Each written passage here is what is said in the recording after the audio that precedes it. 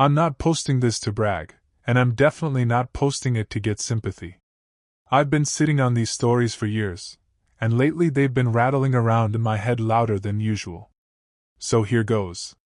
This is one of the crimes I committed when I was younger, dumber, and convinced I was smarter than everyone else in the room. This one happened during a stretch of my life where everything felt temporary: jobs, apartments, relationships, morals. I was broke in that special way where you're not starving, but you're always one bad week away from panic. I had bills stacked on my desk, overdraft notifications burned into my email inbox, and a quiet but constant resentment toward institutions that seemed to make money by punishing people like me for being poor. I worked near a bank at the time. Not in the bank, but close enough to see the rhythm of it: who rushed in, who took their time, who got nervous at the counter. Somewhere between watching that routine and convincing myself I was just borrowing from a system that wouldn't miss it, the idea took root. Counterfeit checks. Just one. Maybe two. Enough to breathe again. I told myself I wasn't a criminal. Criminals were reckless. Criminals got caught. I was careful. I was observant. I was just a guy trying to get ahead in a rigged game. That's how it always starts, right? Not with greed, but with justification. I didn't know it yet, but this was the moment everything tilted. The moment where I almost won, and came terrifyingly close to losing everything. Before anything physical happened, the real preparation was in my head. That's the part people don't talk about enough: the mental gymnastics required to convince yourself that what you're about to do isn't that bad. I spent days walking around with the idea, turning it over like a coin, looking for the side that let me sleep at night. I told myself the bank was faceless. That no single person would be hurt. That I wasn't stealing from someone's savings or ruining a family. I even framed it as temporary, like I'd fix things later once I was back on my feet. Funny how future you always seems richer and more responsible in these stories. Outwardly, nothing about me changed. I went to work. I joked with coworkers. I paid for coffee with exact change like always. Inwardly, though, I was hyper-aware of everything: how long people lingered at counters, how employees handled stress, how rules seemed solid until someone nudged them just right. I wasn't planning mechanics yet. I was studying confidence. Who had it, who didn't, and how easily it could be faked. The scariest part was how calm I felt once I'd decided. Not excited. Not panicked. Just settled. Like I'd finally chosen a lane after weeks of indecision. That calm should have scared me more than it did. It felt like control, but it was really the absence of brakes. I remember thinking, if this works, everything changes. And if it didn't? I pushed that thought away every time it surfaced. Some doors only open if you refuse to look at what's behind them. Once I'd crossed the mental line, the rest became about choreography. Not how to counterfeit a check, that part stays vague for a reason, but how to move through the world without drawing attention to myself. The plan wasn't built in one night. It was assembled quietly, in fragments, between errands and commutes and moments when I looked like I was doing nothing at all. I paid attention to my own habits first. What I wore when I wanted to look forgettable. How I spoke when I was nervous versus when I was relaxed. I practiced slowing down my movements, keeping my hands still, making eye contact just long enough to seem normal but not long enough to seem rehearsed. Confidence, I learned, is mostly about pacing. I also picked my timing carefully. Not a busy rush where mistakes get noticed, and not a dead lull where you become the only thing worth watching. Somewhere in the middle, when routines take over and people trust the process more than their instincts. I told myself that was just being smart, not predatory. Another lie, but a convincing one. Every night before the attempt, I ran through the scenario in my head like a bad movie montage. Walking in, waiting, speaking, leaving. In every version it worked. I never let myself imagine the version where someone frowned, or asked an extra question, or hit a silent button under the counter. Those thoughts were intrusive, unwelcome. I treated them like superstition, acknowledge them, and you'd make them real. By the time the day came, the plan didn't feel like a plan anymore. It felt inevitable. Like I was just following through on something that had already happened in my mind. And that's when it gets dangerous, when the crime feels less like a choice and more like the next logical step. The morning of it, I woke up earlier than usual. Not because I needed to, but because my body wouldn't let me sleep anymore. That tight, humming feeling in my chest was already there, like I'd been running without moving. I showered longer than normal, stood under the water pretending it could rinse off intent, not just sweat. I remember choosing my clothes with absurd care. Nothing new. Nothing flashy. The kind of outfit that blends into a crowd and immediately evaporates from memory once it leaves the room. I checked myself in the mirror and practiced a neutral expression, alert but not eager, relaxed but not bored. It felt ridiculous, like method acting for the world's smallest audience. The walk to the bank felt longer than it ever had. Every step came with a quiet narration in my head, "You can still turn around. You're not locked in yet." But I kept walking. Pride, momentum, stubbornness, pick your poison. By the time the building came into view, my palms were damp and my mouth was dry, but my face stayed calm. Or at least I hoped it did. Inside, everything was aggressively normal. The soft murmur of conversations. The smell of paper and disinfectant. A line of people staring at their phones, annoyed in that low-level way that comes from waiting 5 minutes longer than expected. I took my place and felt my heartbeat thudding in my ears, convinced everyone could hear it. This was the point of no return. Planning was over. The mental rehearsals ended here. From this moment on, everything depended on how well I could pretend I belonged, how convincingly I could act like this was just another boring errand on a forgettable day. And that, somehow, was the most terrifying part of all. When it was finally my turn, the teller smiled at me the way people do when they've smiled 100 times already that morning. Polite, automatic, harmless. That smile almost broke me. It reminded me there were real people on the other side of this, not just systems and counters and glass. I stepped up and felt every ounce of my body weight settle into my shoes. I remember noticing stupid details: the faint scratch on the counter, the click of a pen behind me, the hum of fluorescent lights. My brain was cataloging everything except what mattered, like it was trying to distract itself from the risk. I spoke. My voice sounded steadier than I felt, which gave me a strange jolt of confidence. The teller glanced down, then back up, then down again. Each second stretched. I could feel my pulse in my neck. I kept my posture loose, hands visible, breathing slow. I nodded along when appropriate, like this was all routine. There was a moment, just a flicker, where her eyebrows pinched together. Barely noticeable. But to me, it felt like an alarm bell. My stomach dropped. I replayed every step in my head, convinced I'd missed something obvious, that I was about to be exposed in the most mundane way possible. Then she asked a neutral question. Casual. Procedural. I answered it without hesitation, grateful for the chance to sound normal again. She typed. The keyboard clicks felt deafening. I stared at a spot on the wall just past her shoulder, and told myself not to rush the exit in my mind. I was standing on a thin line between success and disaster, and the terrifying part was how little control I actually had at that point. The plan had done all it could. Now it was up to chance, and whether the person in front of me decided today was the day to look a little closer. The waiting was worse than the act itself. Once the teller turned her attention fully to the screen, I became painfully aware of how exposed I was. I couldn't leave. I couldn't rush her. I couldn't do anything but stand there and exist under fluorescent lights while my future hung on a progress bar I couldn't see. Someone behind me cleared their throat. I flinched internally, sure it was directed at me, sure they sensed something off.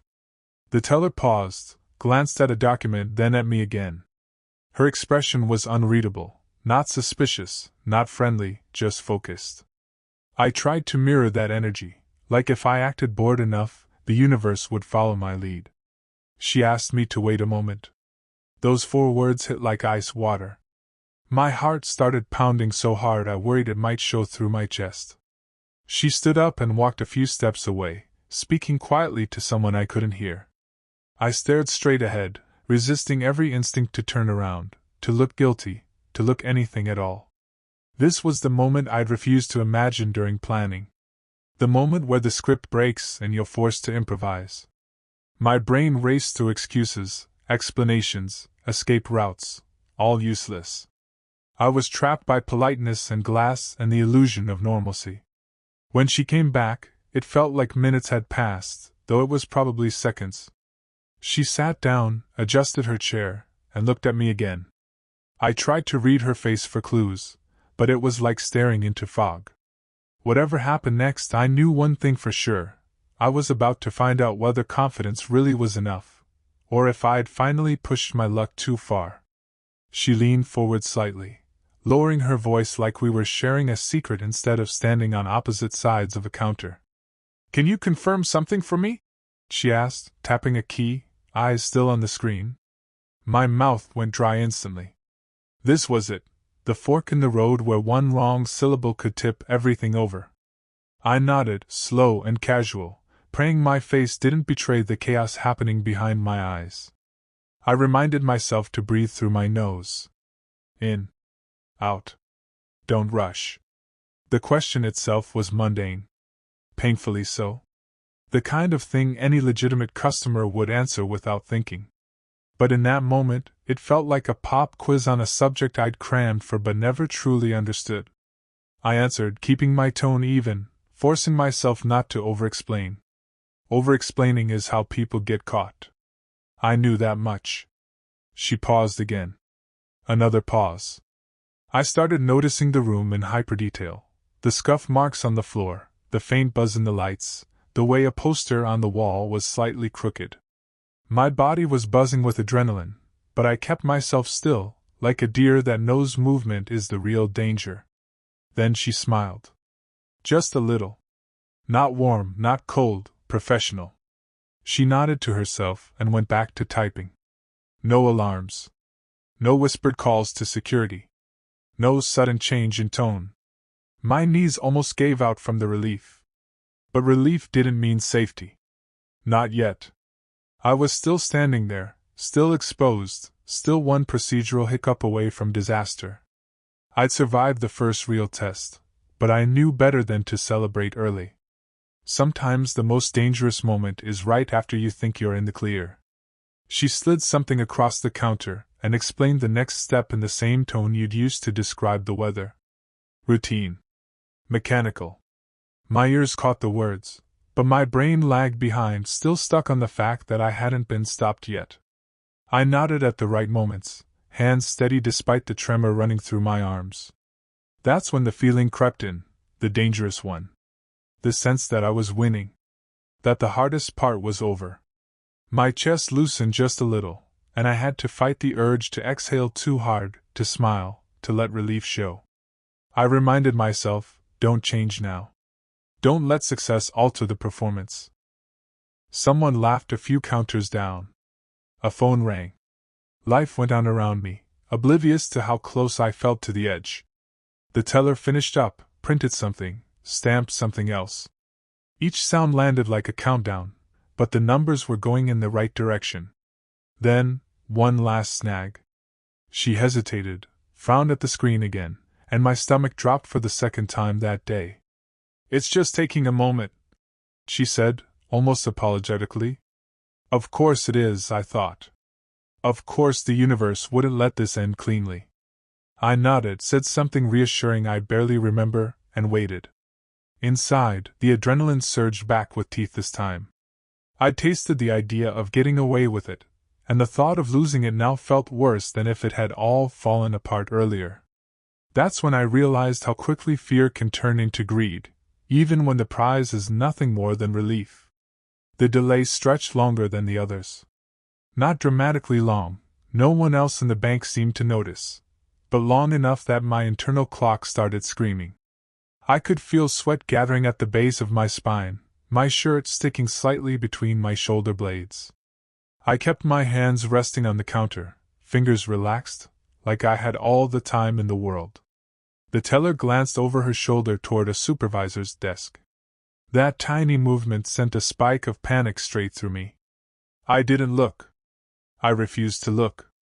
I'd already learned that sudden curiosity reads like guilt.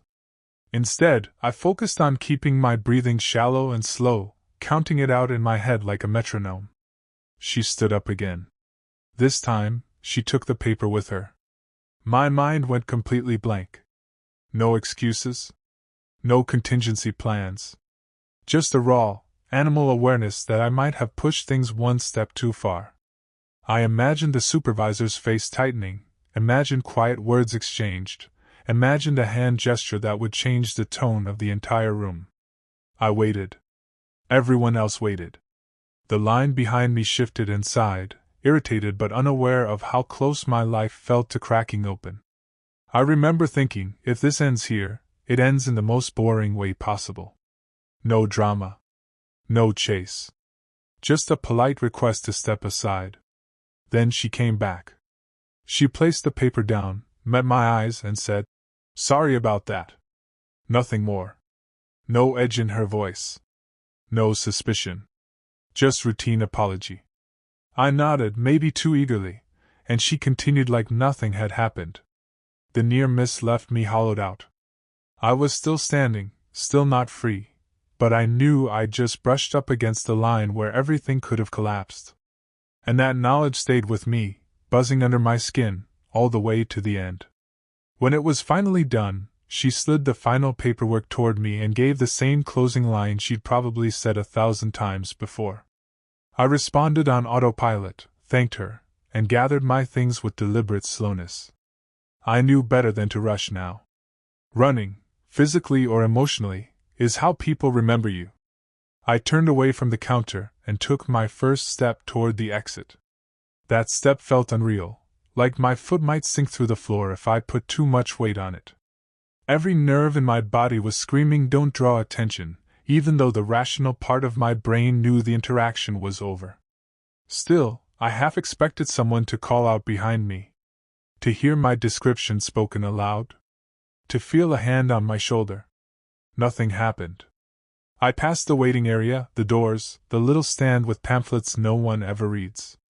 The sound of the door opening felt louder than it should have been, and when it closed behind me, sealing off the bank's quiet hum, I almost staggered from the sudden release of tension. I didn't stop walking. I didn't check my phone. I didn't look back. Outside, the world was offensively normal. Cars passed. Someone argued into a headset. A woman walked by carrying a coffee like it was just another Tuesday. I stood there for a moment, heart racing, trying to reconcile the fact that I was still me, that I hadn't been split in two by what I'd just done. That was when it hit me, I'd almost lost. Not in some dramatic, cinematic way, but in a slow, polite, bureaucratic way. And the only reason I was still free was because a few small moments had tilted in my favor. I walked away pretending everything was fine, but inside, something had already shifted. I didn't feel triumphant. That surprised me. I'd expected some kind of rush, maybe even pride. Instead, what came after was a shaky, delayed crash. My hands started trembling once I was a few blocks away, like my body had been holding everything together on borrowed time and finally decided it was safe to fall apart.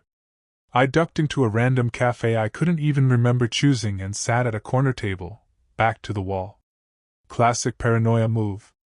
I ordered something I didn't want just so I'd have a reason to be there. The cashier smiled.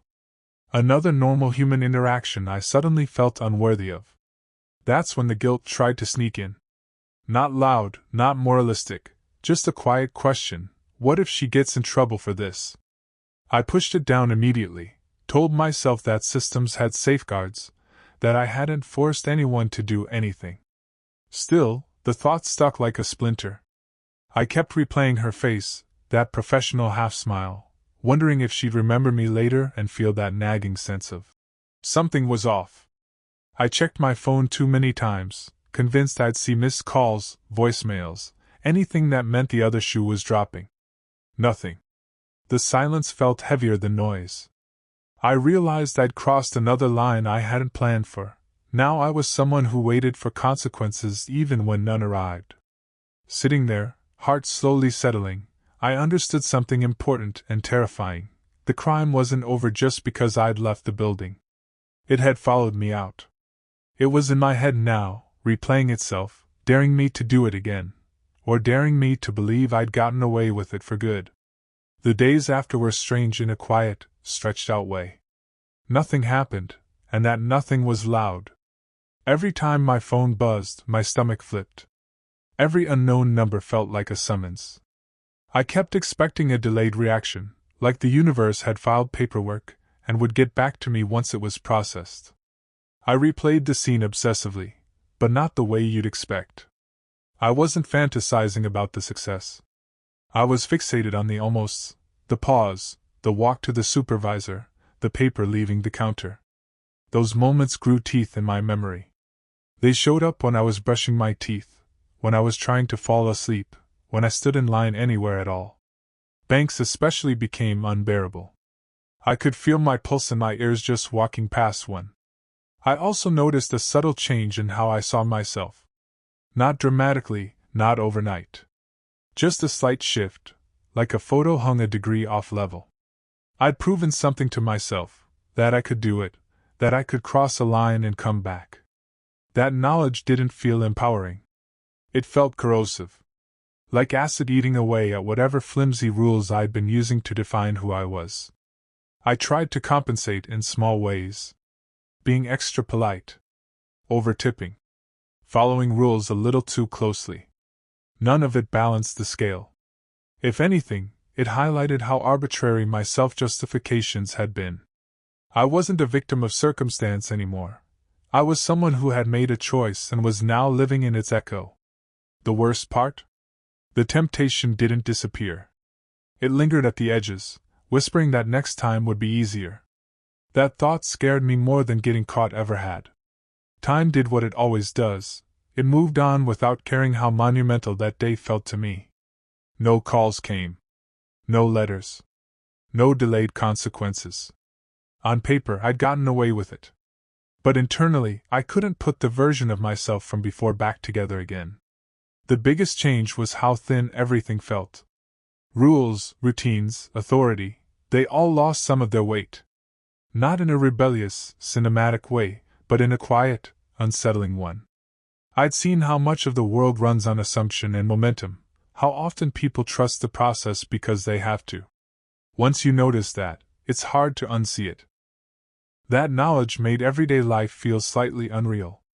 Standing in lines, signing forms, making small talk with people whose jobs required them to trust strangers. I became acutely aware of how often we're all just performing normalcy for each other, hoping no one tests the seams. I also realized how close I'd come to letting that moment define me. There was a version of the future where I leaned into it, where this wasn't a story I'd tell once, but the first chapter of something worse. That possibility scared me enough to force some distance. Not because I suddenly grew a conscience overnight, but because I didn't like who I was becoming when fear and cleverness were the only things steering. Getting away with it didn't make me feel powerful. It made me feel exposed. Like I'd discovered a trapdoor inside myself, and now had to spend the rest of my life pretending it wasn't there. What sticks with me more than the money or the risk is how close I came to unraveling over nothing more than a pause and a walk across the room. That near loss rewired something.